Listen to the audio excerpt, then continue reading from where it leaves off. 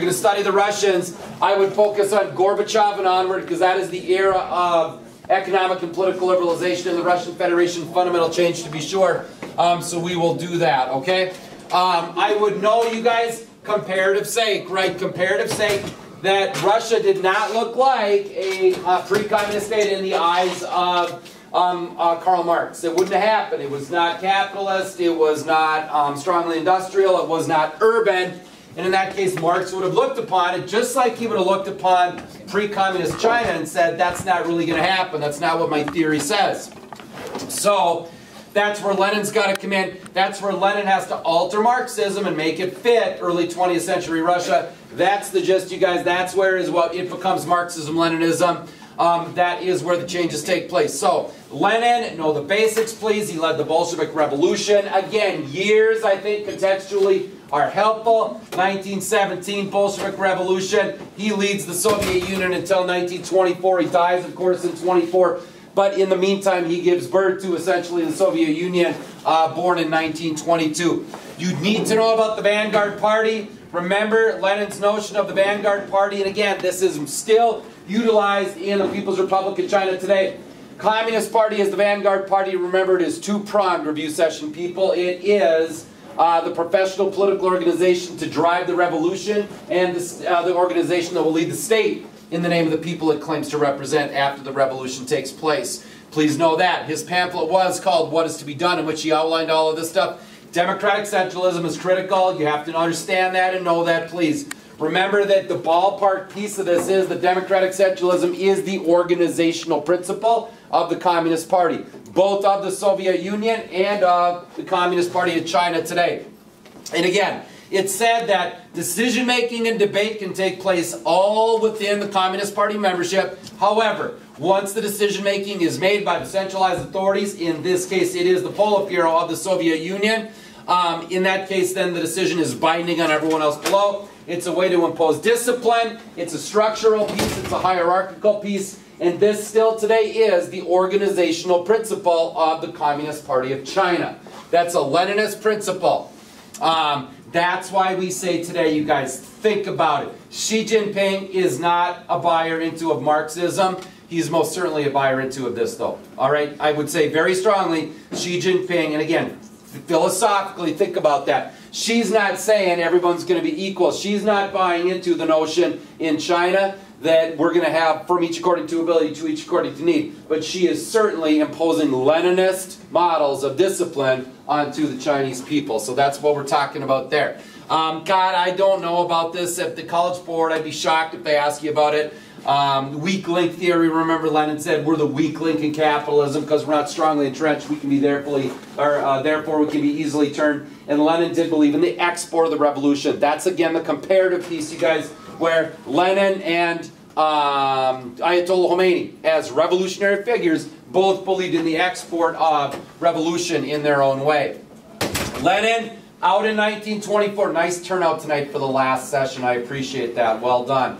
Nice job, you guys. I appreciate it. This is good for the last night, so nice job. Lenin's out in 24. Remember, 28, Joseph Zhugashvili comes in. Remember, Stalin didn't consolidate power until 28. That theme that we have, review session people, that communist countries historically have struggled with leadership succession, and they have leadership succession crises. You absolutely need to know that and be aware of that, all right? Stalin finally consolidates power in 28. He imposes the two-pronged piece of Stalinism, of forced industrialization and the collectivization of agriculture. Those are the big two. Remember, he said, I am going to liquidate the kulaks as a class. Well played the other day by the constituents. I was very proud of you people for that very, very dark Soviet humor. That's good. Remember that Putin is going to echo that in early 2000s. Lenin said, avoid catch-up economics, focus on the command economy, utilize the Soviet Central Planning Agency, utilize Gosplan, and really, really push forth with the 5-year plans. He was a guy who was purging his political opponents, both real and imagined, in big, big ways. Heavy use of the Gulag system. The worst era of the purges was the 1930s. He said socialism in one country instead of the export of the revolution, led them to victory in the Great Patriotic War, and then, of course, set up the satellite states in Eastern Europe after the end of the Great Patriotic War. Again, people differentiate between the satellite states and the near abroad. I'm always concerned we're not going to be able to do that. Satellite states, Eastern European countries that were the part of the Soviet sphere of influence after World War II, whereas the near abroad were the former Soviet states that declared independence in '91 and are now independent sovereign states, although Ukraine is having its issues, no doubt. Stalin, 1928, dies in 1953. 1928 to 1953. Power struggle. In comes Nikita Sergeyevich. Yes, Julia? Is the Gosplan, is that the 5-year plan? Gosplan was the Soviet Central Planning Agency responsible for the planning and implementation of... No, it's not that. No, ask. They were the agency. You guys, please ask questions. Utilize it. I'm here for you. That's what I'm here for. Don't be shy. My people know me. Please, Sibley people ask me different language and whatever else. So, ask. Okay, thank you, Julia. 1953, Stalin dies rather. 56, Khrushchev is in. Wasn't until 56 he consolidated power, in large part because he implemented the notion of de-Stalinization. He criticized the cult of personality. He said we're going to implement the thought, so better relations. Struggled for reform, removed by the Politburo in 1964. There's not a lot else you need to know about Khrushchev. You need to know about Leonid, though. You need to know more. Remember the brow. Remember that's all that's taken place here. Conservative. Graying of communism. Graying of communism. Stagnation. Lack of forward progress, review session people. 1964 to 1982. Remember the Economist magazine quote about him. If you don't recall it from class. The only innovative thing he ever did was die. The ultimate obituary slam. That's so yeah. Jamie. Oh, he achieved a lot. Yes, it's right. So anyway, graying of communism, you guys, stagnation, tacit social contract. We at the Soviet government will accept your subservience to us, and we will provide you with the benefits of the welfare state from a communist standpoint. In exchange, you people will accept our authoritarianism. That was the tacit social contract that was utilized heavily during the Brezhnev time. Not enough consumer goods, increased cynicism, more corruption. He very much strengthened the role of the nomenclatura. And remember, the nomenclatura, you got to connect that to political recruitment. It's political recruitment review session, people. Remember, the list of key positions in the Communist Party and a list of key people to fill those positions.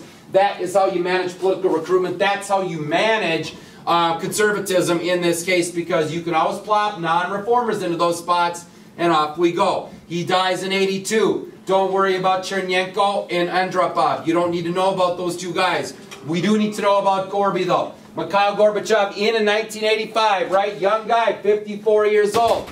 You must know about glasnost and perestroika. Glasnost was Gorby's policy of openness, transparency. Ultimately a delegitimizer, because the malfeasance and the ineffectiveness of the Soviet Communist Party were publicly acknowledged, and so people were freer to criticize, greater civil society and so on. Perestroika, limited economic liberalization, dipping your toe into the capitalist waters, etc. Limited democratic reforms here. But Glasnost and Perestroika were the big two for him. New thinking, connect that to foreign policy, remember. I have them written right here.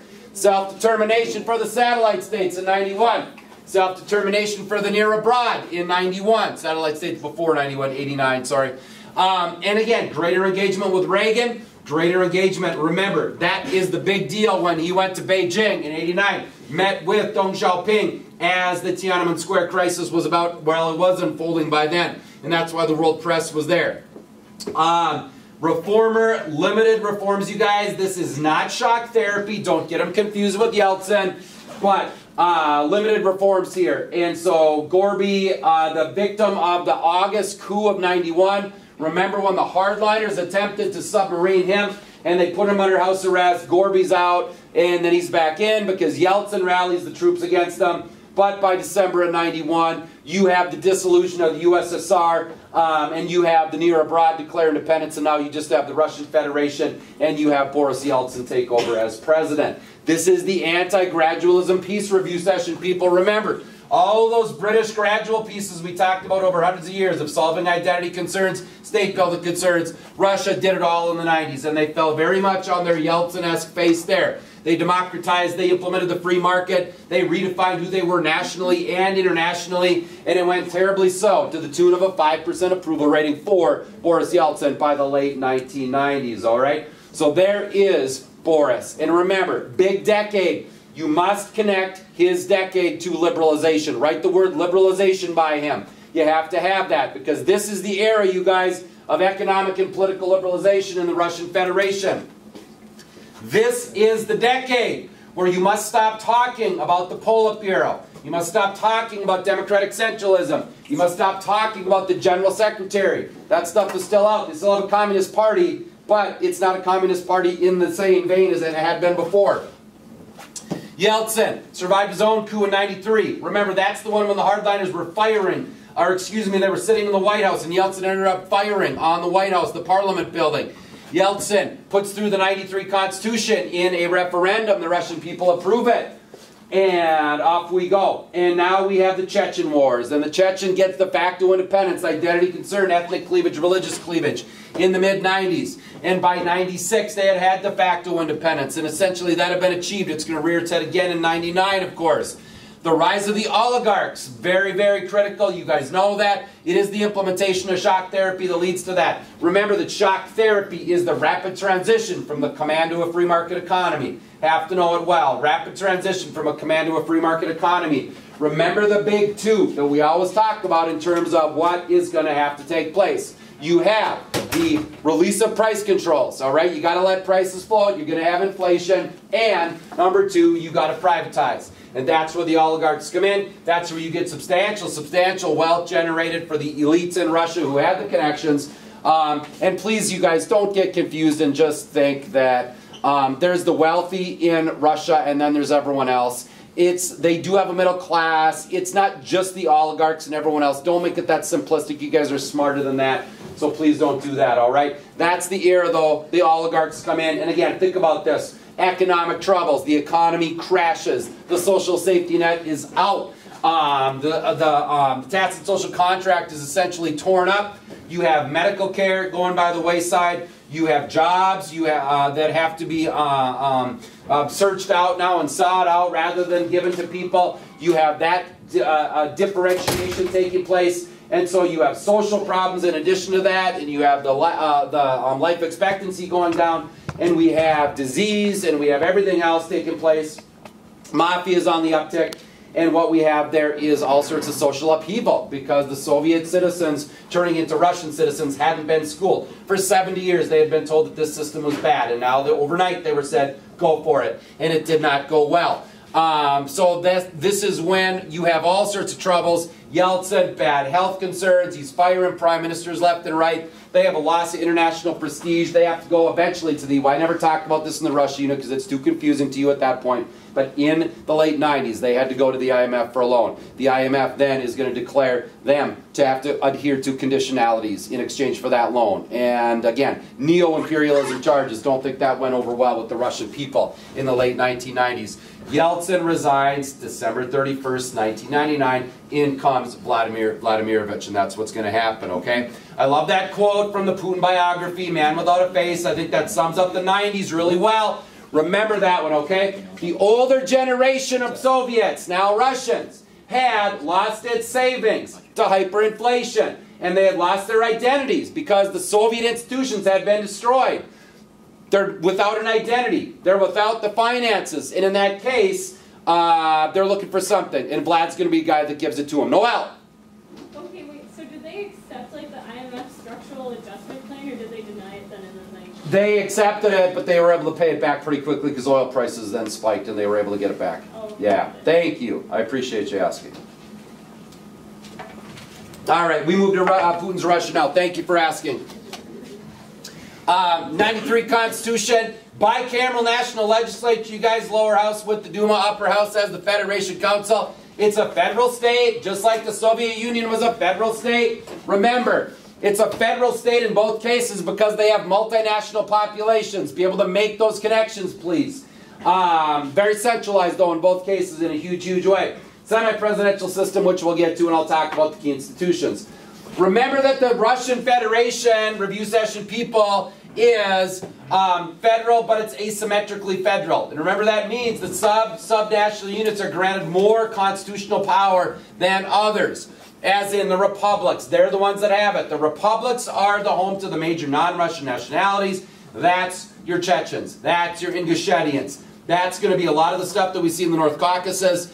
And again, ostensibly, they have more power and more latitude as far as what they're able to do. Doesn't always play out. They have it on paper, but it doesn't always play out. Remember Kadyrov down in Chechnya? He's the strong man there. And essentially what he says goes as long as he keeps the Chechen rebels tamped down. Other autonomous units, I would not worry for a second about keeping clear oblasts versus okrugs versus krays. I wouldn't deal with it. Don't worry about it. I certainly know about the 7 federal super districts that Putin created in 2000. That's a big deal. The heads of the super districts, of course, and we know that. There's a power vertical piece that we're going to get to.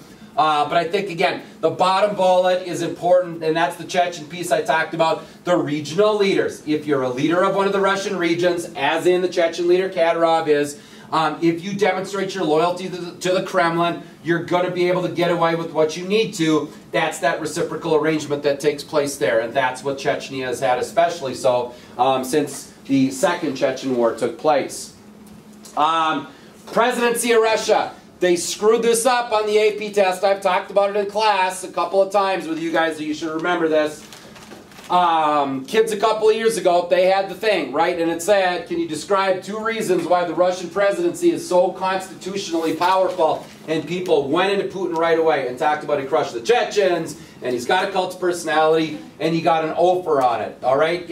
You got to pay attention to the questions. If they ask about constitutionally the office of the presidency, talk about the fact that he has the power to issue decrees that have the force of law. That's giant. Talk about the fact that he has the power to appoint the prime minister and fire the prime minister. He may fire the Duma in certain circumstances. He appoints the heads of the super districts. Those are constitutional powers.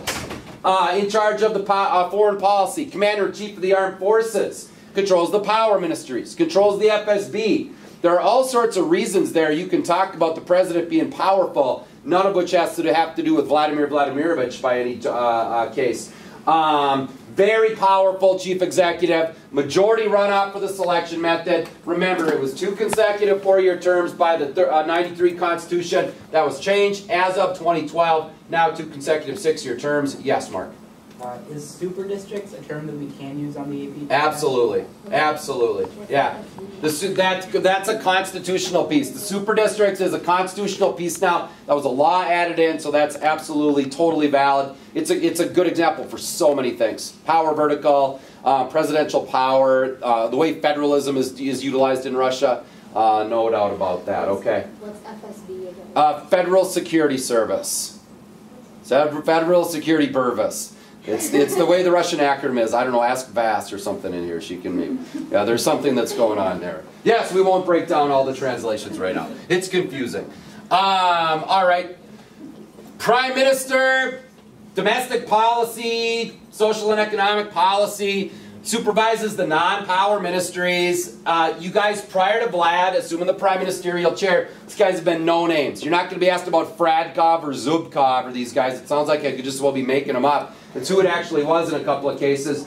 It is now another powerful guy, but only because he's been president. That's Medvedev, of course, and he is still in. But it's a relatively weak office when compared to the head of government in the UK and stuff like that. So that is what we have. Legislative, I'm sorry, Julia. Can the president, so they can choose their own prime minister? Yes, got to be confirmed by the Duma. And if the president doesn't like it, we can just... President can fire the prime minister at will. Yeltsin fired the prime minister about 5 times in the 90s. Yeah. There was a new one. Are they chosen by the nomenclatura then? No, nomenclatura are no longer, or nomen longer. Since the 93, since the dissolution of the USSR, there is no nomenclatura. It's Putin guys. What's the parallel? The pool from which Putin has chosen his guys to lead and put into place in a positions of power around him. It's the Siloviki. Yeah, the Siloviki, the men of power. That's what we're talking about. Right. There's a lot of people here. I love you people for being here. I love the turnout tonight. It's better than usual, like I said. Listen, I forgot to say this. I'd really appreciate if you can tell your people about this. I don't know what the College Board is going to do with the European Union, okay? So I'm interrupting the Duma for this special announcement. But the European Union, listen, there are 2 readings I have on Moodle about the EU. If you read those, or if you read the chapter in Ethel Wood, just be ready for it. They haven't asked a lot of questions about the EU the last couple of years. You guys might get hit with it. I don't do it in class. I don't think Sibley does it in class. There's just not a whole lot of time or relevance for us. But the College Board about 3-4 years ago, there were about 3 or 4 multiple choice questions on the EU. They're not deep questions, so if you read the stuff I have on Moodle, you're going to be fine. But just if you can tell your people about that, I would be much appreciated. Legislatively in Russia, 450 seats in the lower house. This is the state Duma. Remember that this, prior to 2007, was in a half S&D plurality, half party list vote with a 5% threshold. Since 2007, it has been all party list, still 450 seats with a 7% threshold. We'll talk more about that when we get to Vlad. They have your basic legislative duties. Don't get thrown off in the AP test. If they ask you stuff like, hey, what's a function that both the House of Commons and the Duma have? And you're going, oh my God. They pass bills into law. They pass bills. They approve the budget. You can do that. Just make that stuff up. You're gonna be right. What are the legislative duties? You guys know that by now. Upper house. Oh my God. What does the Federation Council do that the Senate does in Nigeria? Rule of thumb. Upper house. Rule of thumb for all the upper houses, right? Judicial confirmations and foreign policy. Go with those 2. That's where those stuff is in your wheelhouse. You guys will be fine on that. The Duma may vote no confidence in the government. True or false? The president is subject to a no confidence vote in the Russian Federation. True. False. It is not the president. He's not part of the government. Government's prime minister and the cabinet. Prime minister and the cabinet may be voted down in a vote of confidence, but only if it happens twice within a 3-month period. Even Yeltsin, 5% approval rating, never got voted down. So it's tough to do in Russia. Got to be 2/3 of the vote to override the veto, for what it's worth. That's the thing. Remember that the president can dissolve the Duma if the Duma rejects the president's nominee for prime minister 3 times. The president then has the power to dissolve the Duma and make them all run for office again. Hasn't happened in Russia. Federation Council, again, the trend. Federal countries with bicameral national legislatures. There you go. Equal representation per subnational unit. We have it in Russia as well. Remember, this is an indirect election now. Remember, this formerly was the elected governor. This formerly was the elected head of the legislature. And now it's someone chosen by the governor and someone chosen by the legislature. That's been taken out of the public's hands. And again, I gave you the rule of thumb for the upper house. Always go with foreign policy and judicial confirmations, and you're going to be fine 95% of the time. With that, are Russia's governors elected by the public? Yeah. They are. Been this, right? Originally they were. Putin took it away after Beslan. Medvedev reinstated it. So the governors are popularly elected by the people. Remember that, please. Judicially in Russia, rule of law is weak. You have a million examples. If you guys get asked about the rule of law and short answers and such, that's where you go to town with all the current events. That's where you go with your Politkovskayas and your Khodorkovskys. You could go with Nemtsov. Now he got murdered on the bridge a couple of months ago. They won't ask you multiple choice about that, but any of this stuff that's going on in current events, you can do on the short answers, and you guys will be golden on that, okay? Weak judicial review. They do have judicial review. Remember, Constitutional Court does, not the Supreme Court. Constitutional Court, the main power is the power of judicial review. Remember to be able to compare all the countries like that. They use code law in Russia. Be able to compare that to the other countries. What are the countries with code law? Mexico and Iran. Mexico. Okay. it's the Chinese. Again, ostensibly the Chinese, but Intro. just keep guessing stuff. Yeah, the intro, right. Yeah, exactly. Okay, let's talk about Vlad. It's so interesting. You just want to spend about 5 hours on him tonight, but alas. Anyway, he's the guy, you guys. Yeltsin put him into power as prime minister in '99.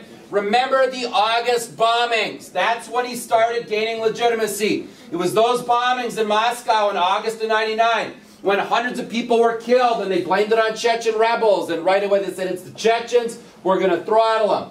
And whispers, always whispers, that it was the security services of Russia that blew up the apartment buildings to give them the context and the reasoning to go in and go after the Chechens. But that's how Putin got it. Remember, I'm going to take those terrorists and I'm going to drown them in an outhouse. That was his quote. That's what made him a big deal.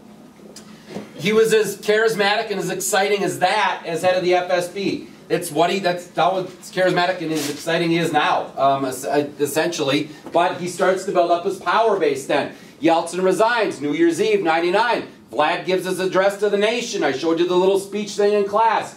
And right away, again, he says, I'm going to liquidate the oligarchs as a class. Echoes Stalin. I'm going to liquidate the oligarchs as a class. He hasn't said that about the delegates yet. But he may. Anyway, so, going to liquidate the oligarchs as a class. It's an echo of Stalin, remember. There will be more of that. He builds up the economy. True or false that Putin utilized strong economic liberalization to resuscitate and resurge the Russian economy, even though resurge isn't a word? False. Revitalize, I meant. Yes. And cause it to surge. False, yeah. He used the renationalization of firms he considered to be strategically important. That's the big phrase. Please remember that. Putin renationalized firms and industries that he considered to be strategically important. Read natural gas, read oil on that one. And as those prices went up globally, off went the Russian economy in that, okay? He did put into place the Siloviki. I already talked about that.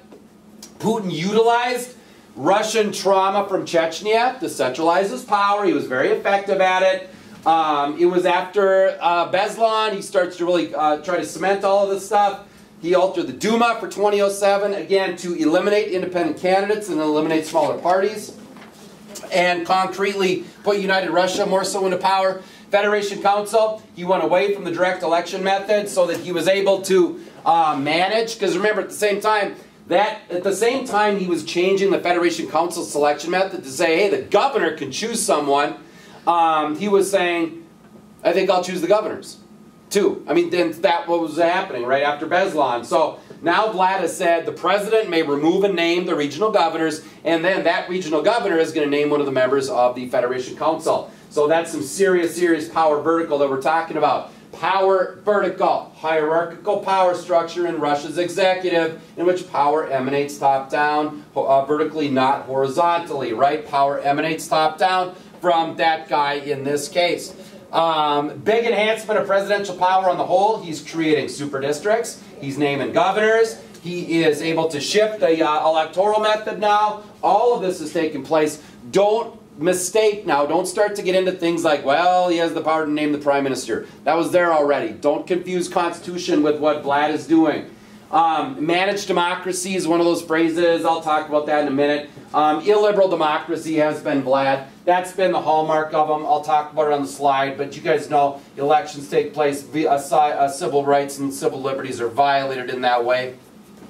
His popularity from 2000 to 2008 was due to three things, all right? Number one, it is the economic recovery that took place, the boom in the Russian economy. Number two, domestic stability. A lot of that is the fact that he sounded and talked tough about the Chechens. Remember, after the weak, heart attack prone, alcoholic Yeltsin, and I'm not saying that in a funny way, after Yeltsin was so impotent in dealing with those issues in the 90s, now you had Vlad to do it, and then the rebuilding of Russia's international status, which is so tied to the oil and natural gas prices. So off we go with that. I referenced the apartment bombings. The bomb attacks on the metros. Think about the trauma inflicted on the Russians now, where you have hundreds of people dying in the Moscow metros during the early 2000s, and the Russian people want this dealt with. And again, Putin's going to be the guy that does it to them. Trains are getting blown up between Moscow and St. Petersburg. The Black Widows, crazy stories about the Black Widows. The female Chechen suicide bombers, like the two who went up into the sky and blew themselves up in the airplanes just about simultaneously. The theater siege. Use this stuff for current events, you guys. The theater siege in Moscow in 2002, where the security forces eventually go in against the Chechen rebels and infuse the sleeping gas. And People died in major, major numbers, a lot of whom died because they choked on their own vomit from the sleeping gas. And the great tragedy of all of them was Beslan, September 1st, 2004. First day of school, that was the one that changed Russia's opinion most concretely. There we go with the massacre at Beslan, with the school, with 300 dead kids on the first day after they'd been herded into the gym by Chechen separatists. This is the one where Putin said, now the only effect the country he met, I'm taking the power, baby. And the Russian people said, do it, go for it, and off they went. When people look like that, that's going to give Vlad the power. So he was able to utilize their pain to manipulate that and get it into power. I mean, he would argue with me, I'm sure, and he would say not manipulate, but I would say manipulate. Dmitry Medvedev in as president from 08 to 12. You guys, he talked a good game. I don't ever know if the College Board's going to throw you anything on this guy or not. Called for modernization. He called for reforms. He was under Putin's thumb. We know that. They called him the tandem, these two, and I guess they still do. He did reinstate the direct election of governors, so that's a good thing from a democratic standpoint. But he was unable to move away from Putin's shadow in that way. Yeah, Julia. So for the selection methods for governors, Yeah. so Putin changed it, so it used to be generally elected, or like popularly elected, then Putin changed it so that he chose them, Yeah. but then made it change it so that... Yeah. Right. Yeah, that guy did. Then did Putin change it back? No, That- no, they're still popularly elected. Okay. Yeah. Okay. Yeah. Good job. National champions. National champions. Gazprom for natural gas. Rosneft. What was Rosneft formerly? What company? Oh, Yukos! Yukos. There we go. There we go. Very exciting. Yukos is the predecessor. That was Mikhail Khodorkovsky. So there we go. That's the renationalization of firms I already talked about. I know that term, national champions. Putin has referred to them as national champions. He thinks they're too important to be in private hands in that way, which should be owned by the Russian state. Great loss of a reporter, remember, in 2006. It's a good example of illiberal democracy. Anna Politkovskaya murdered in the elevator in her building. Again, I'm not telling you Putin pulled the trigger, but it's an era of lawlessness in Russia where journalists have been assassinated with impunity. And again, watch what happens with Nemtsov in the murder a couple of months ago. The big story here again, Mikhail Khodorkovsky, ladies and gents, remember, arrested after having started to found opposition parties, funding internet cafes, funding civil society, and being a big player media-wise. He was the richest guy in Russia. Putin didn't like it. Again, Putin's method with the oligarchs was play by my rules or else. And the or else for Khodorkovsky was he's going to jail. And not only is he going to jail, he's going to jail in Siberia. So Khodorkovsky is sentenced. He went to jail in 2005, and or he was convicted in 05 or having been arrested in 03. And he's eventually released in a goodwill gesture by Vlad on the eve of the Sochi Games, although Vlad said it had nothing to do with the Sochi Games, it had everything to do with the goodwill gesture on the 20th anniversary of the Russian Constitution. And we don't believe Vlad. Remember, he's been released. I know the civil society group he has. It's called Open Russia. He's out there doing his thing. Just know, Open Russia, Khodorkovsky, that's the thing today. So he's out and about. Again, when you go to college, keep your eyes open. Guys like him are going to show up on campus. Go see them. Go see them. The North Caucasus has been the trouble spot Vlad has had to deal with. I think you should know some of the key subunits there. You guys know Chechnya. I would have you know Dagestan. That's been big. It's where the Tsarnayevs were from. They were Chechen, Dagestani. Ingushetia is another one that's very important, I think, review session people. Remember the story in class about how the journalist got shot and killed with the gunshot, the accidental gunshot to the head of the police van? That was Ingushetia. And Ossetia, both north and south. South Ossetia is where Putin invaded Georgia to kind of claim that. Abkhazia was the other one back in 08. But that's the North Caucasus. That is that region, Chechen, Ingushetian. Different ethnically and predominantly Muslim there. So it's an era for them that is difficult. Pussy Riot. I don't know what you need to know. I don't think they'll ask a lot about them. Good stuff for short answers, though. All right, to be able to say, here's an example of a civil society group that challenged the state. Here's a group that illustrates their hooliganism charge for 3 years, as dictated by the Russian courts. Their imprisonment in Siberia, Stalin-esque. is an example of the state not tolerating dissent and freedom of speech and so forth. That's big. Again, the other Stalin-esque things we talked about. I think it's critical that you guys remember that Putin, changed the national anthem back to the Soviet music. I think that stuff's important. It displays that Stalinist tendency in him. So again, change the national anthem back to the Soviet music. They had the 87-year-old children's author who wrote the original one. Tweak it again. Julia. For spelling on short answers, if you're close. Yeah, if you're close. You got to be closer than you were on mine when you were mangling pull-up cutter skyvice. That was something like that. Your Chinese, my first semester kids this year, I've never had a better group of miswritten Chinese names though. I mean, the Chinese names you guys combined and misdid, it was spectacular. I mean, I should have brought examples because it still brings a happy smile to my face. I can't give an example off the top of my head because my example would be weak. It wouldn't be good. But anyway. Anyway.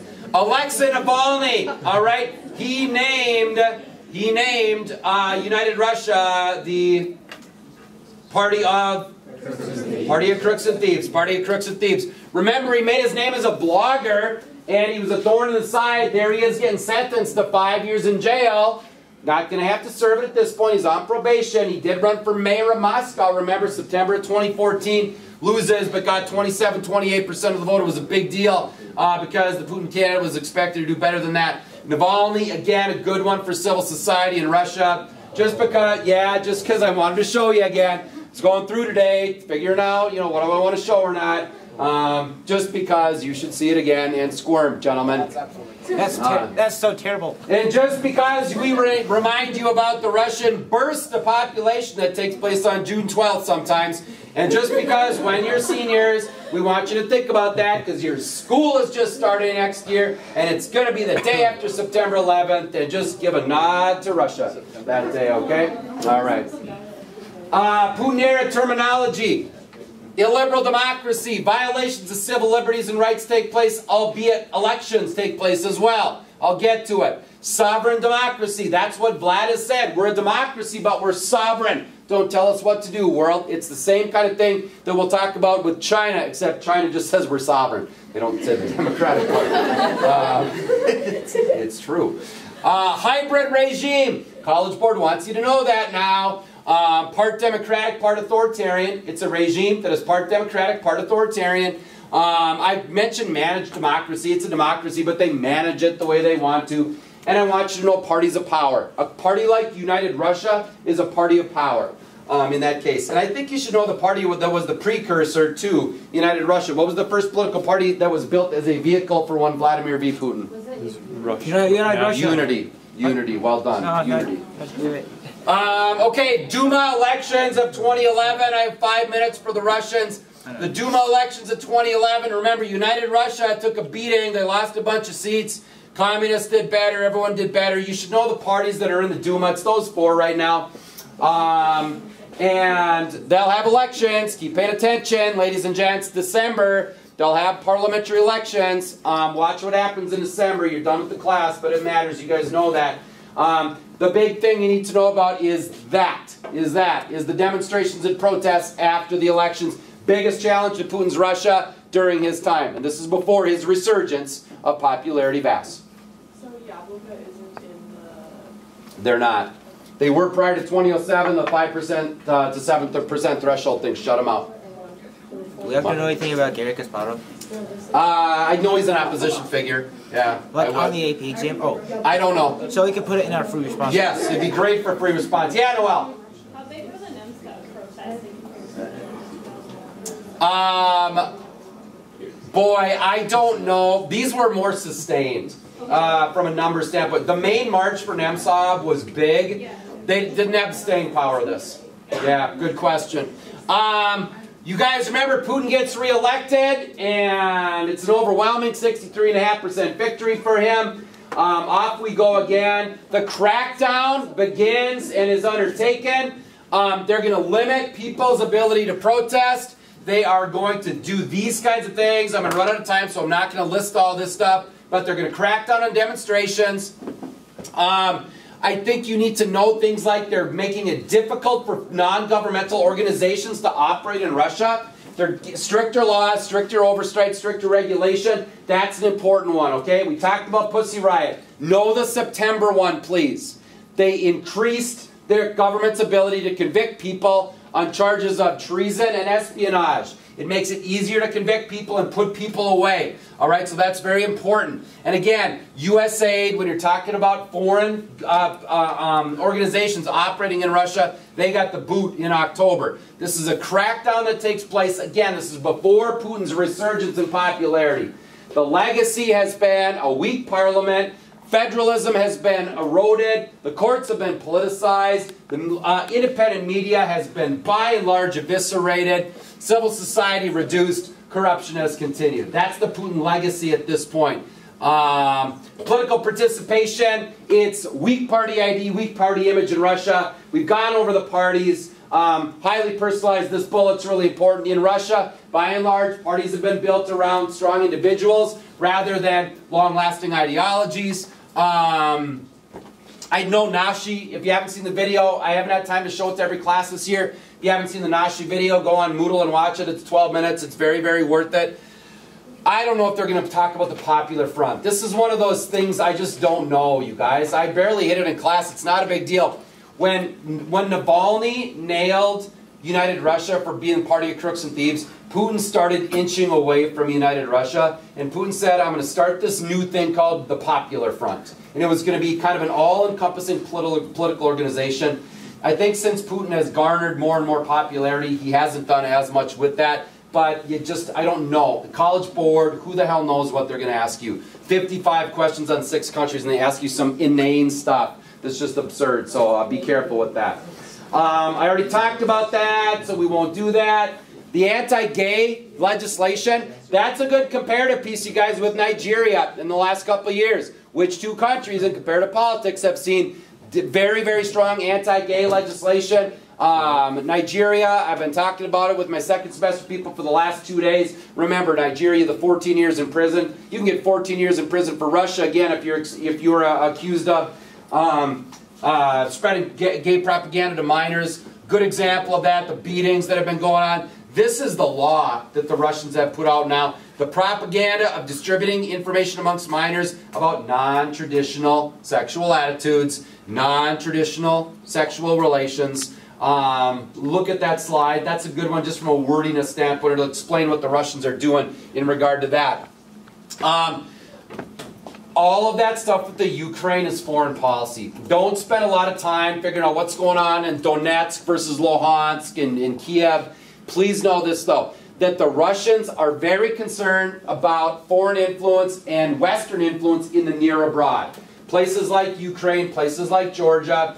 And so they see that as their sphere of influence, and they are going to go in and they're going to try to manipulate things to their way. Remember, Putin got involved in 2004, the poisoning election, where Viktor Yushchenko was poisoned by his opponent, Yanukovych. Georgia, remember, Rose Revolution, that's when Mikhail Saakashvili came in. And remember Putin's famous quote about that, about Saakashvili, I'd like to take him up and hang him upside down by his balls. The man's straightforward in what he does and what he says, and again, the Russian people have said, yeah, go for it. Putin went to war with Georgia in 2008 to guarantee the sphere of influence. Ukraine 2014 has been the same kind of principle where you have a move to establish Russian sphere of influence. And again, the Crimea grab was big in regard to that, so keep an eye on that. World relations, God, it was G8, it was G7, and then Russia joined it, it was G8, now it's G7 again. I don't know.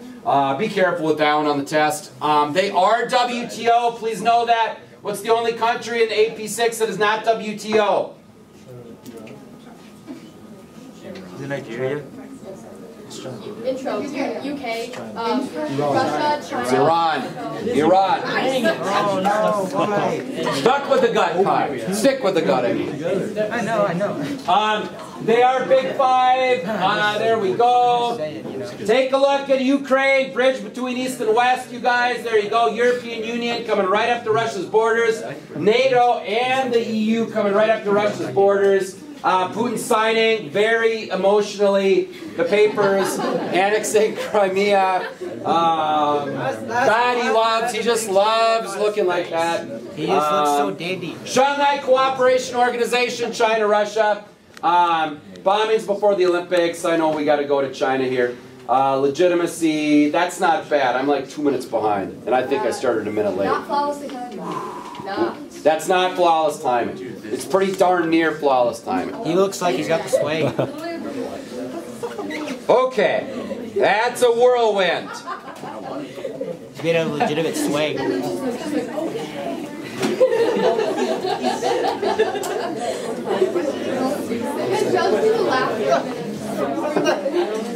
What is that?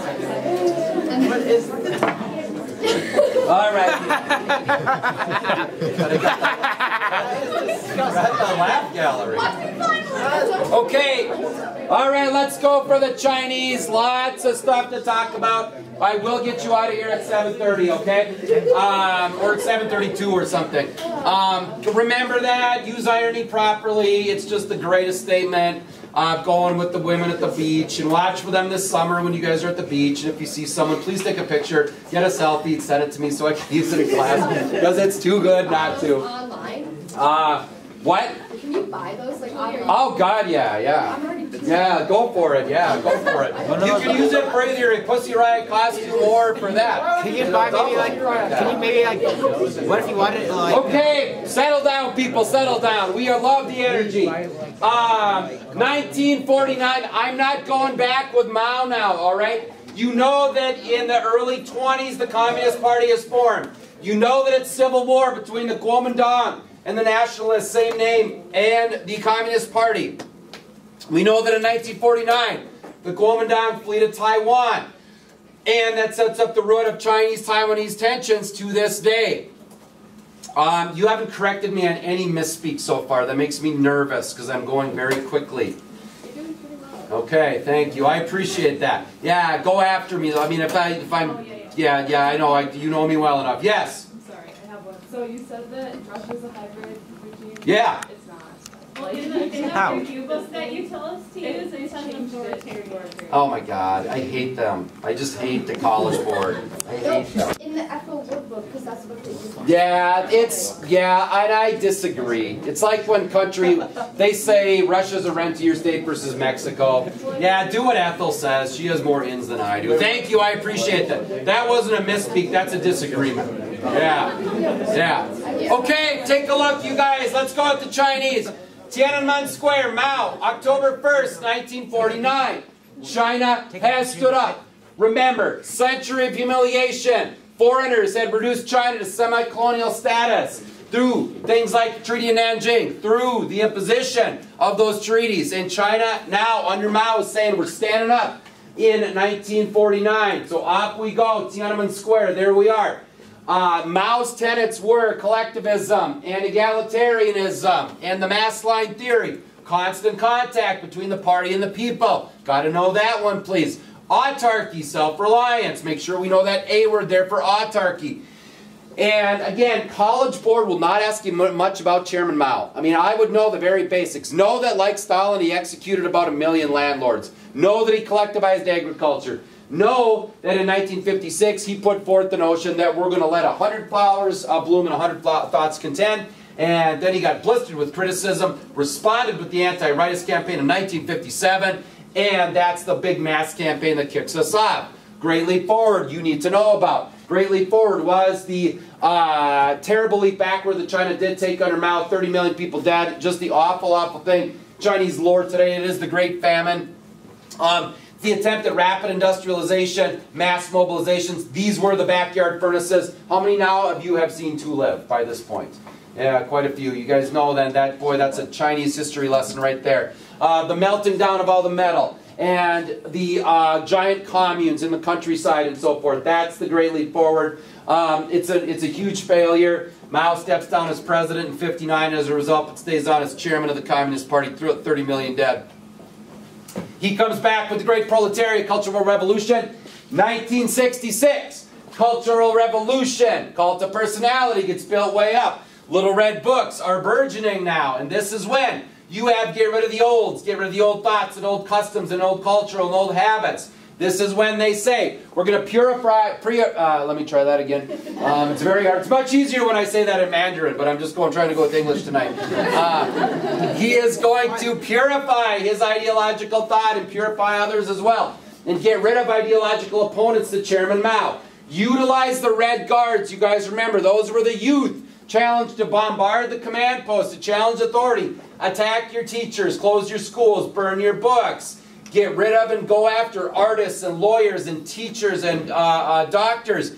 The birth scene and to live should stay with you. That's re-education for the doctors. That's why that person was there, trying to do that unsuccessfully.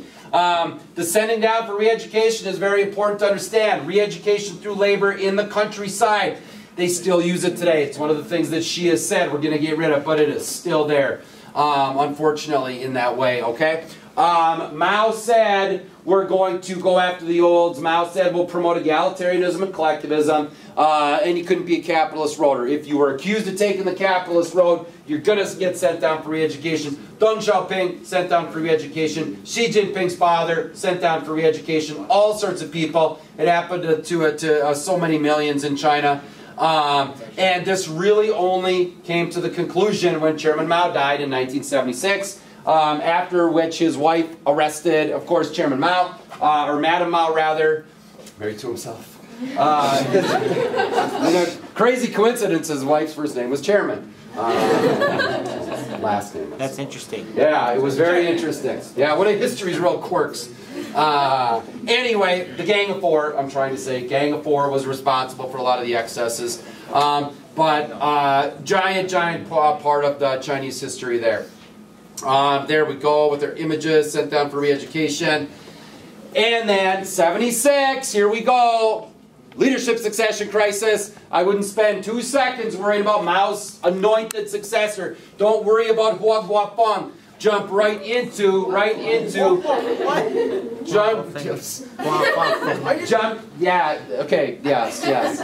jump right into all 4 feet 9 of Deng Xiaoping, all right? Go after that guy. That's why you like the big cowboy hat, because it gave a little more vertical power there. Deng, you guys remember 3 goals post-1978? He said we're going to promote the economy, and then promote the economy, and then promote the economy. We'll manage modernization, we'll do the party well, and we're going to be pragmatic, and we're going to use technocrats. Remember all of Deng's pragmatic quotes. Remember those, you guys. Some will get rich first. To be rich is glorious. Black cat, white cat, doesn't matter as long as it catches mice. Doesn't matter what color it is. That's all going to be Deng's mantra as we go forward. What was Deng Xiaoping's mantra that said, I'm going to liberalize the agricultural sector and you can sell your surplus for profit? It's a household responsibility system. That's a gimme. You guys have to know that. Household responsibility system is where Chinese farmers could meet their quota but then sell their surplus for profit. That's critical to remember. Okay? Deng's the guy who's going to set up the SEZs. He's going to put into place the township and village enterprises and so forth. He's going to do so by embracing the 4 modernizations first introduced by Zhou Enlai in 1973. I wouldn't spend any time memorizing the 4. Alright, don't worry about the 4. Just know that collectively that was his antidote to the rigidity of Mao's ideology.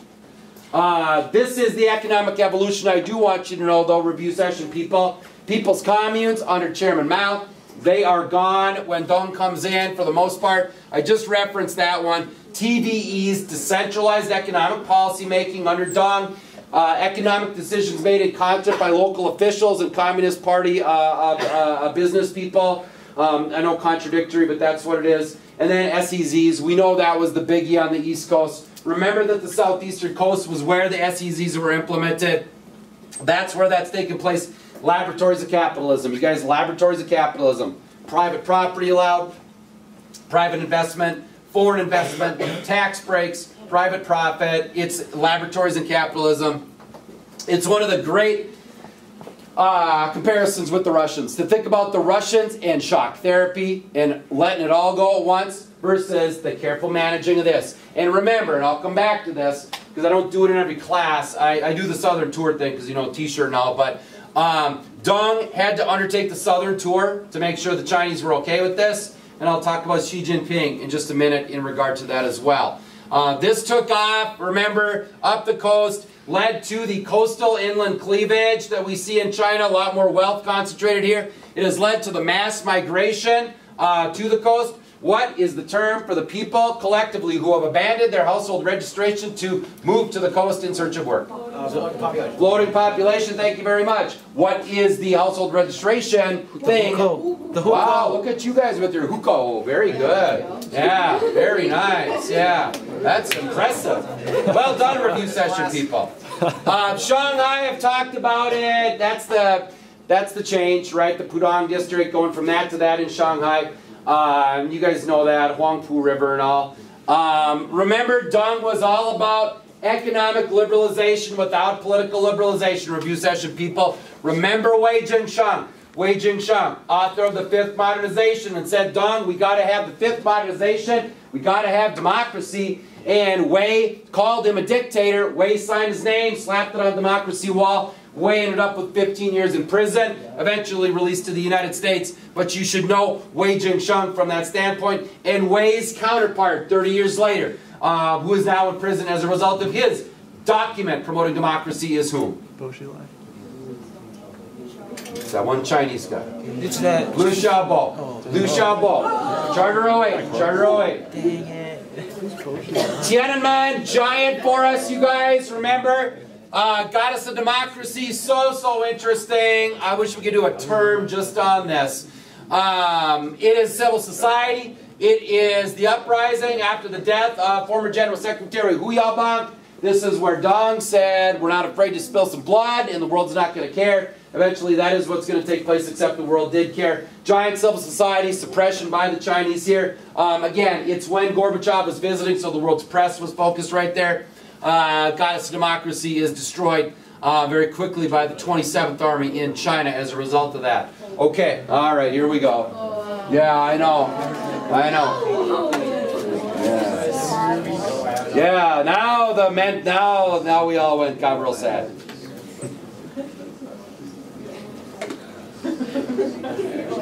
This is not that complicated and it's not that hard. I know Sibley and I tell you it's the hardest thing you do. Maybe it is, but it's not that hard. You guys can nail this down, okay? Stop and ask me questions if we have them. But again, let's do this, okay? This is the General Secretary at the top of that pyramid, okay? This is Xi Jinping at the top of the pyramid. This is democratic centralism, you guys. This is the Communist Party. You start with 75 million Chinese Communist Party members, and there's one guy who sits at the top of it, all right? And that's going to be Xi Jinping. So let's start at the bottom of the pyramid, right?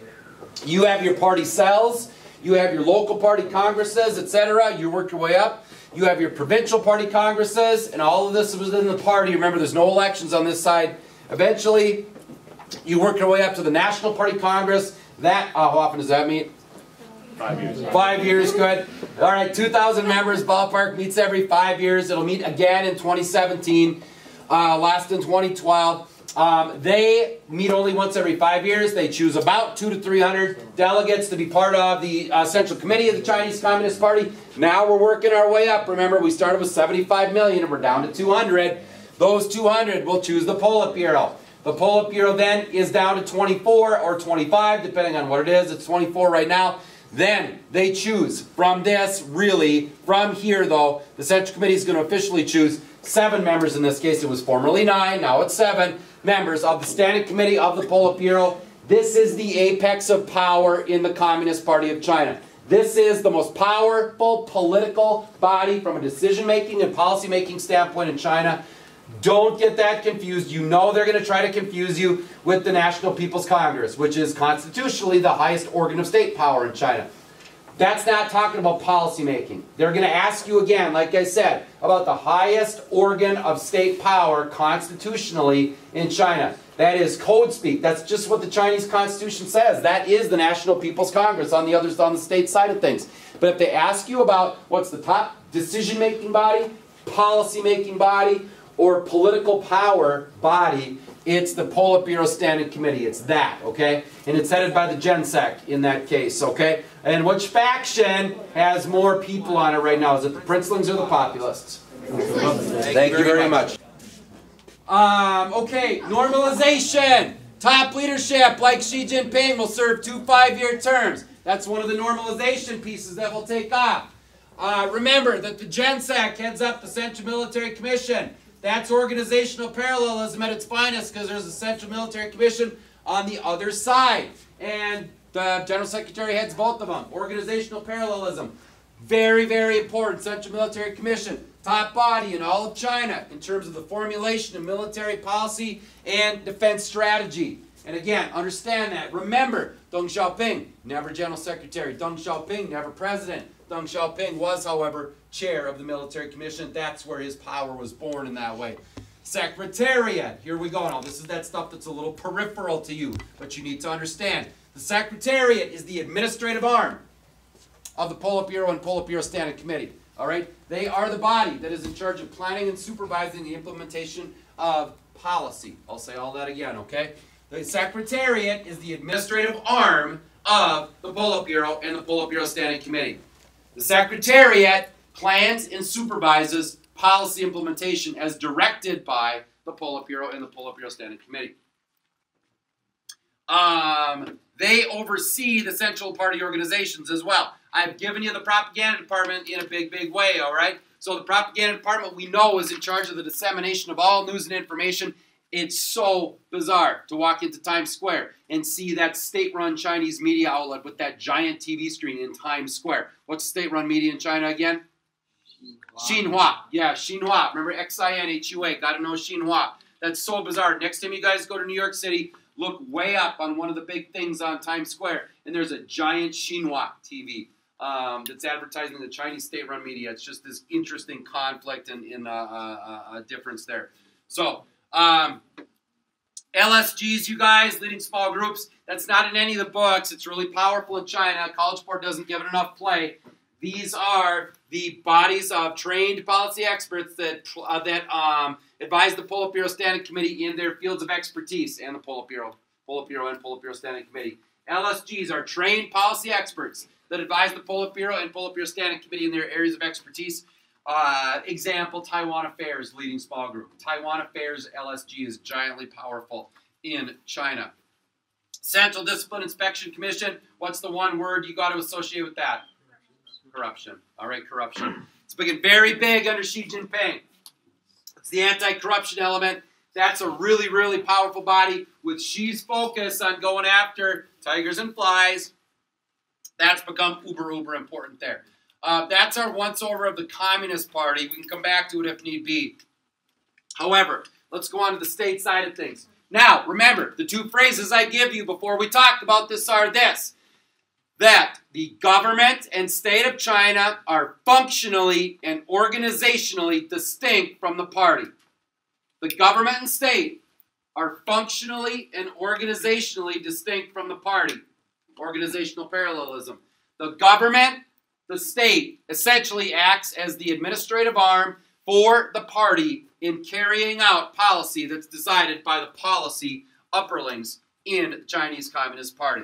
The executive is headed by the president. Organizational parallelism. President is GenSec. All right, let's talk about the norms now, okay? So I said 2 5-year terms for the top leadership. Now it's normal that the GenSec serves as president, okay? What are the other norms? Mandatory retirement ages, good, in the upper 60s. GenSec serves as head of the Central Military Commission. Those kinds of things are good for the normalized leadership transitions. That's important for us.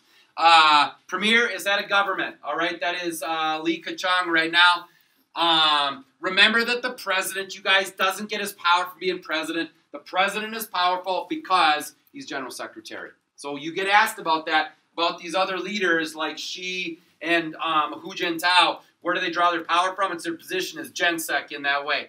Please know that the cabinet of China for the government is known as the State Council. That's where the heads of the ministries are. They head the bureaus and the various bureaucrats. That is where Xinhua comes into play. I already got into the Central Military Commission. And as you go down the executive, there are provincial heads and city heads and county heads and so forth down to the very bottom.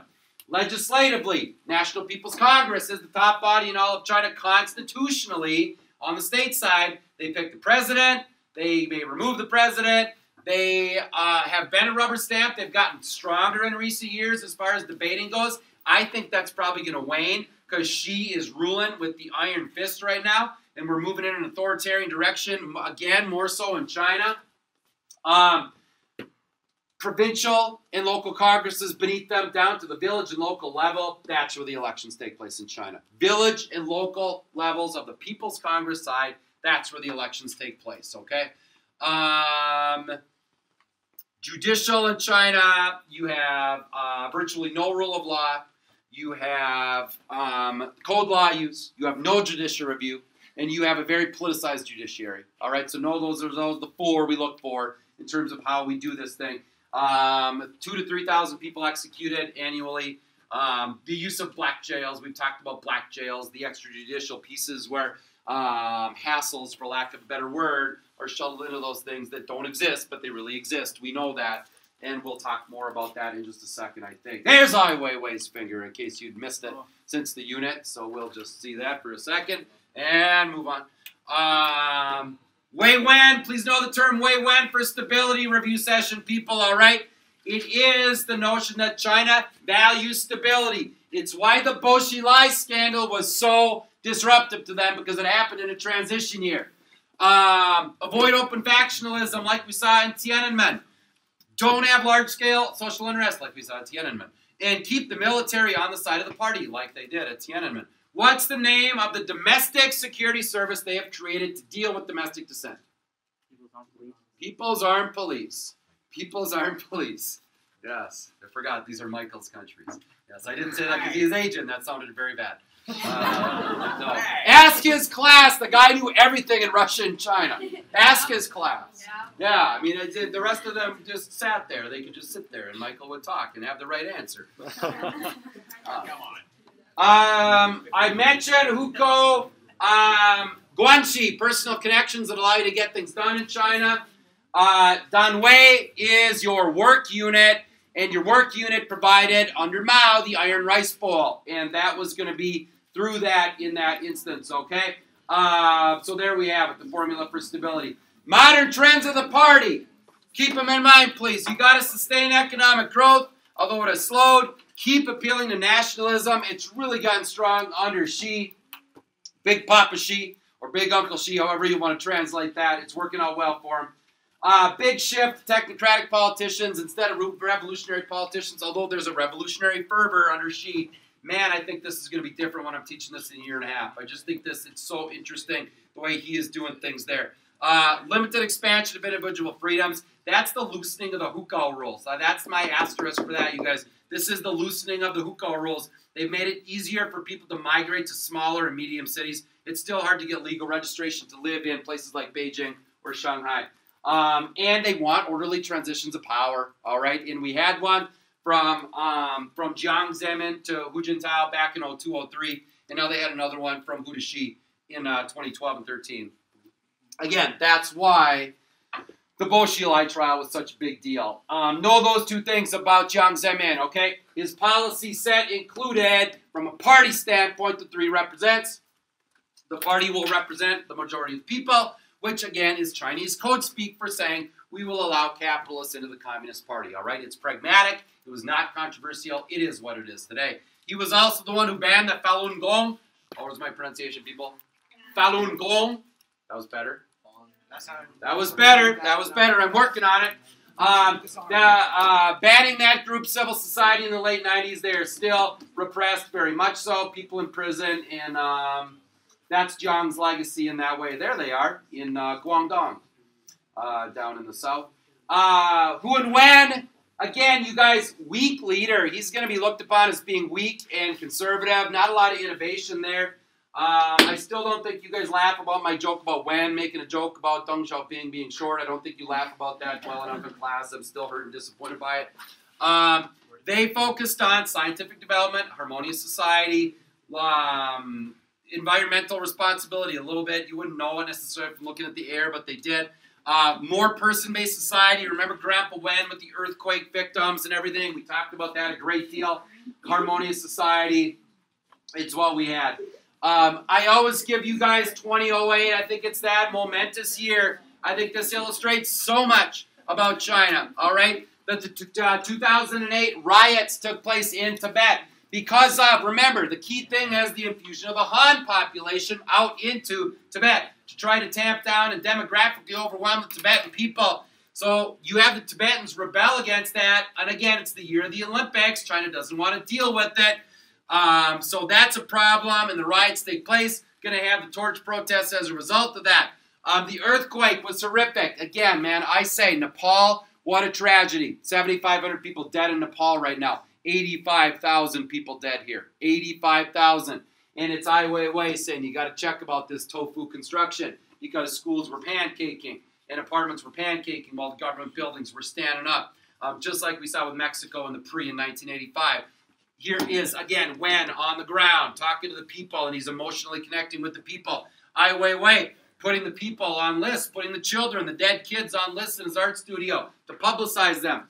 Remember the Chinese Communist Party said to the citizens here, once they started to demonstrate, here's your hush money, now shut your mouths, and if you keep talking to us, we will charge you with subversion of state power.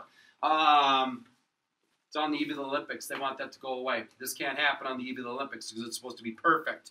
Heightened nationalism as a result. You know that's one of my favorite pictures in the unit, maybe in the course, as the wheelchair athlete in France was being knocked to the ground, or attempted to be knocked to the ground anyway, while she was carrying the torch, and the guy's apprehended, and he's taken down. But her guarding of Chinese nationalism, her guarding of the Chinese people's dignity, that's so symbolic because that's how China felt. Nationalism rages, anti-European fervor rages in this one. And we're going to eventually get to the Olympics, but not before you get thousands of kids hospitalized in the tainted milk because of this stuff on the shelves, because of San Lu. And you'll get a couple of executives executed as a result of this. And remember, you guys, lack of transparency, lack of transparency. The Communist Party did not give this information about these people, about this product, until after the Olympic Games were done because they didn't want a food scandal prior to the Olympic Games. So big stuff there going on. The Olympic Games go off. It goes off well. Great nationalist pride with the bird's nest and the water cube and everything. And nationalism flies. And we talked about cute little girl singer versus not cute little girl singer. And all those sad stories, etc. It's very sad. I know. Anyway, the Olympics go by. And we end December of 2008. Depending on what your perspective is, a good thing or a bad thing. If you like democracy, it's a good thing, because this is when Liu Xiaobo authors and is the main author of Charter 08. This gets released in December of 2008. He is quickly imprisoned. He is quickly convicted, and he is convicted of subversion of state power after pointing out that we'd like our freedom and human rights and more constitutionalism and more governance by ourselves and stuff like that. And now Liu Xiaobo, and again, man, as much as I said in class, he's still sitting in there tonight, all right? Liu Xiaobo is there. His wife is still under house arrest. I know. It's the AP test for you, and it's stuff for me, and whatever else. Not cartoon characters. These are not fictional characters, review session people. And if it costs me 20 seconds to remind you of that tonight, I will do so gladly, all right? They sit there in China. So does Xu Jihong and the rest of the dissidents sitting in Chinese jails. All right? Don't forget about those people. They're real, all right? Liu got the Nobel Peace Prize, again, enraging the Chinese with the open chair. There he is, all right? And again, remember the Confucius Peace Prize that the Chinese then developed and give to Vlad eventually because of his peaceful overtures toward the Chechens. You can't make it up. This is your parallel. You guys referenced it. Wei Jingsheng in 78-79, Liu Xiaobo in 2008-09. It's the perfect parallel. 30 years, you guys. Look how far we've come economically. Look how far we haven't come from a political liberalization standpoint. I always think they're going to ask you about Wuhan. I just always think they're going to. I don't know if they ever do or not.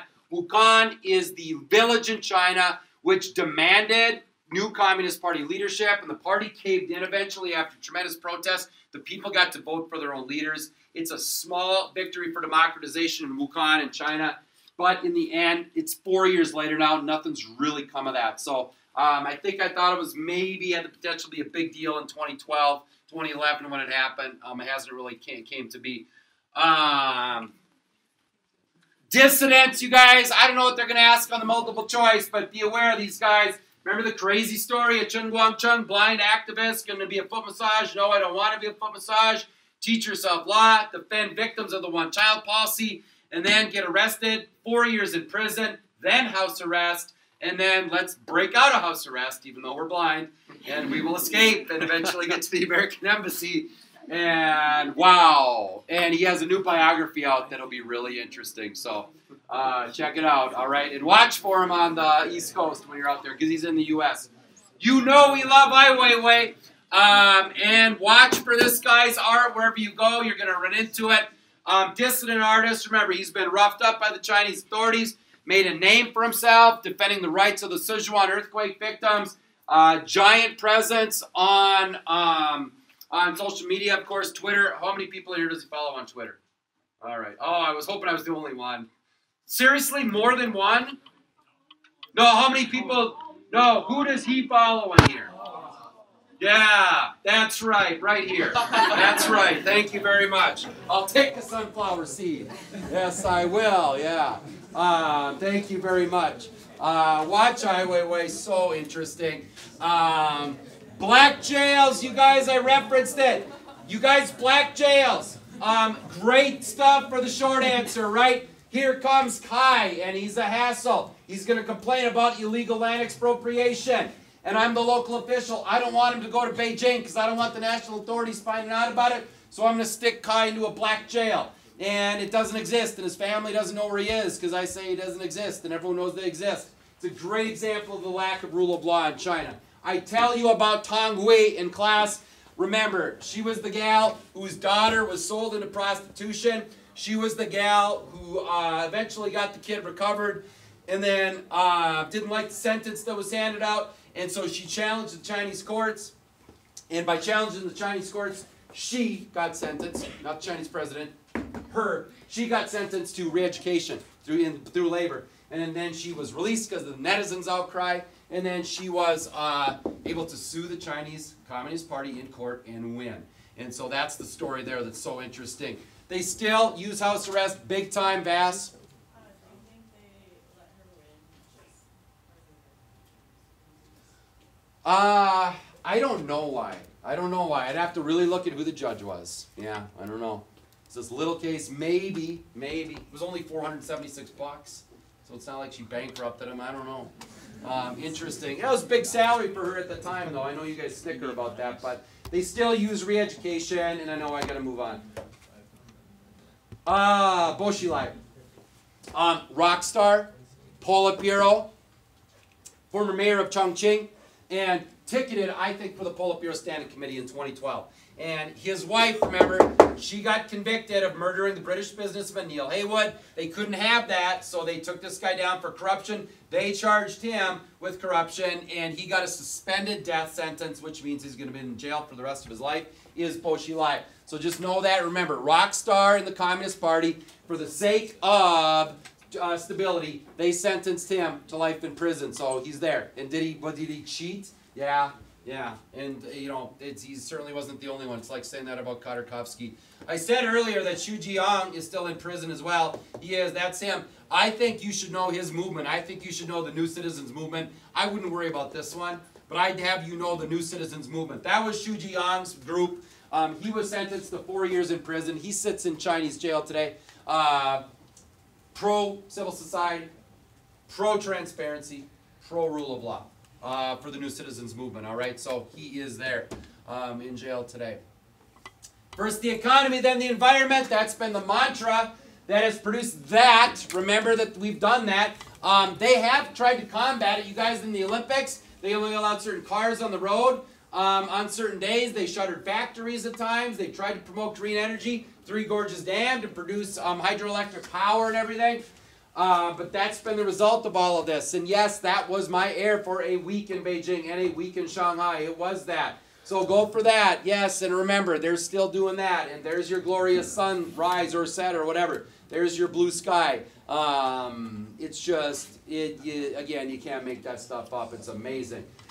Remember that she is a princeling. And remember that Li is a populist. These are your 5th generation leaders. Xi's thing is the Chinese dream. All right, so Chinese dream for Xi Jinping. national rejuvenation, prosperous economy, and Chinese greatness internationally. Okay, that's what we're talking about for the Chinese dream, as best I can tell, because there's not one definition for it. National rejuvenation, economic prosperity, and international greatness for the People's Republic. Southern tour. This guy has emulated previous Chinese leaders. Xi took a trip south after being named. I mean, he's emulating Deng Xiaoping here. He's emulating Mao in a lot of cases. He is the most powerful leader since Deng, for sure, all right, in China. He has positioned himself there. If you guys remember when we showed the pictures in class about him eating that dumpling restaurant and everything, and people just going nuts about it, which I didn't do I don't know if I got to that first semester or not. It's just really, really something. These are his reforms, okay? Please know these. These are big now. This is modern for China. Please understand it. He said, I'll reform the hukou system. Again, I said that earlier. It's easier movement into small cities rather than medium cities. Easier to get to small and medium cities. Still very difficult to get a hukou legally registered for the large cities like Beijing and Shanghai, the mega cities. Strike First campaign. We're going to strike first against terrorism. All right, we're going to go after the Uyghurs, which we'll get to in just a second. I've mentioned the tigers and flies. One-child policy. The reform has been, they did re-up it for 10 years, but remember, if both parents are only kids, you can have a second child, even if you are urban and Han. And that's been the two historically that you've been, one-child policy has applied to you. If you were urban and Han, that's changed now. He's also said, we'll go away from this, and we haven't seen it yet. So believe it when we see it, like I've always said. It's unbelievable. All right, the rights activists being detained. If you guys get asked about the rule of law in China, it has gone downhill. And for all this guy, he looks nice. And remember that thing in Obama when he just kind of ignored the question. The activists detained in China, it was unbelievable last year. Like nothing I've seen since I've been teaching this class.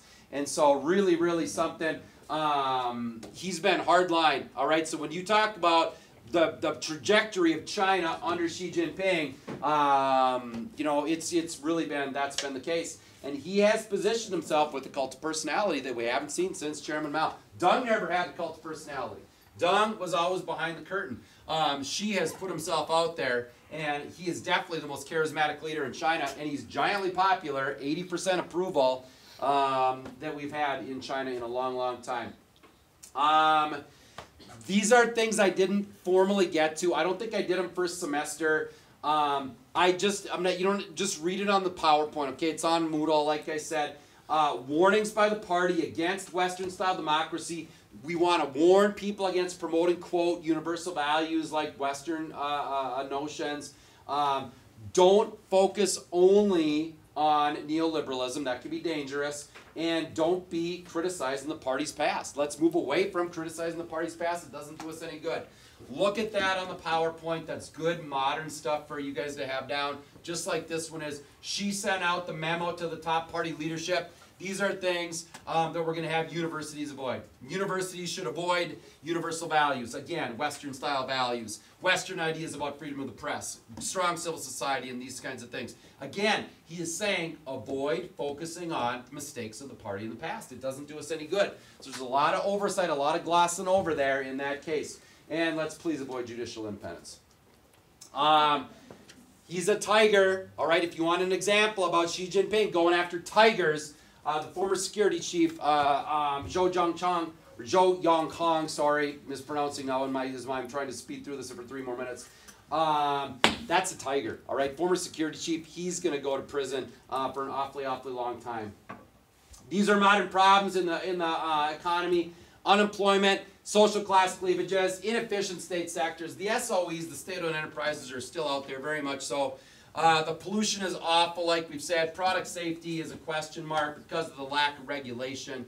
And off we go, all right? Taiwan, identity concern, you guys. Again, watch for it. It's the most dangerous thing going. Remember that the notion has been they've had increased economic ties. Direct flights have been resumed between mainland and Taiwan. Economic ties have never been stronger. However, you have the issues that pop up, and you have, again, potential for Taiwan to stand up and say, we're going to be independent, and China might very well invade at that point. So that's a very tense subject. It's the most unpragmatic thing China might do.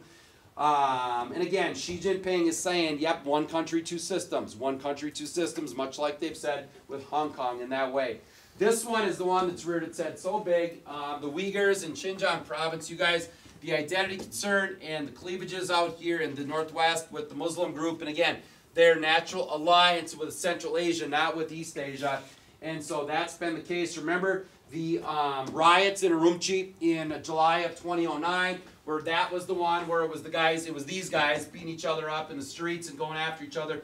That was the incident where it was the accusations of the hypodermic needles, the stabbings with the needles. And so that's nothing but an ethnic cleavage between the Han and the Uyghur. And again, attack in Tiananmen, October of 2013.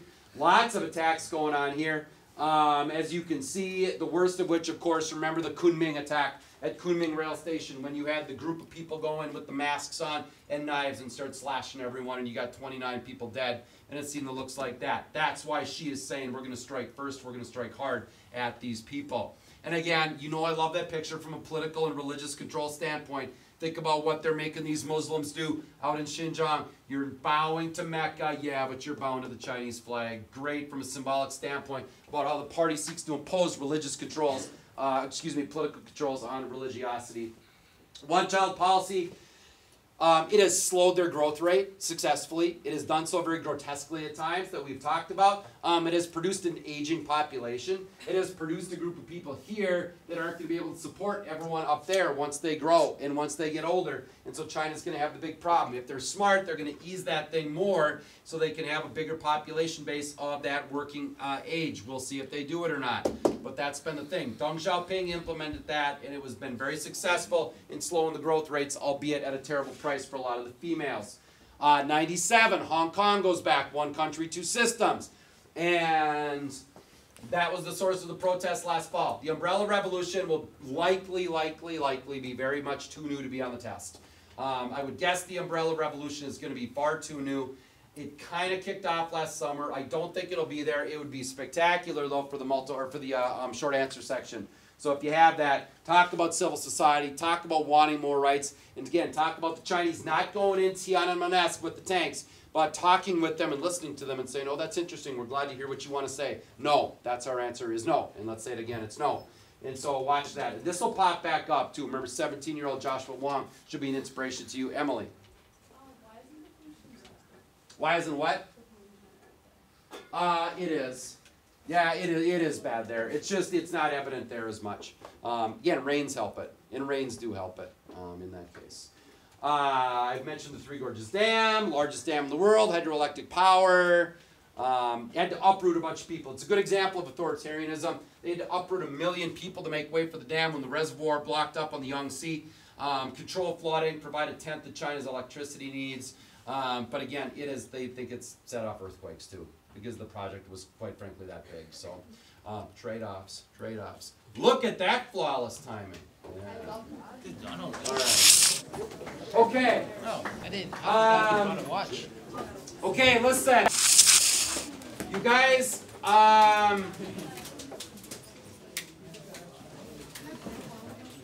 remember the European Union for the test. Remember, don't leave any answers blank. You guys, there are 8 short answers on the test. Chances are you're not going to know one of them. You're going to go, oh, God, yeah, really? We didn't talk about that. Sibla and I can't cover it all. Sibla, yeah, don't worry if you don't know one, okay? And listen, hear me say this. Hey, the test is 55 questions of multiple choice. It is 8 questions, a short answer. I love you people for taking the class. The test is a snapshot in time. Our school dominates this test, all right? You guys will do very well. If you don't, it's a snapshot in time. The important thing is you took this class, and if you took the class, you know that you have learned an awful lot about the world. that is what you will take with you. Your test score will go away. What you got out of this class is what is going to stick with you. So please, take it with a grain of salt, okay? Yeah, I hope you get 5s, but again, I hope you're active citizens, and I hope you guys are engaged for the rest of your lives. So, thank you. Great to see all of you. Nice turnout. Thank you very much for Turnover.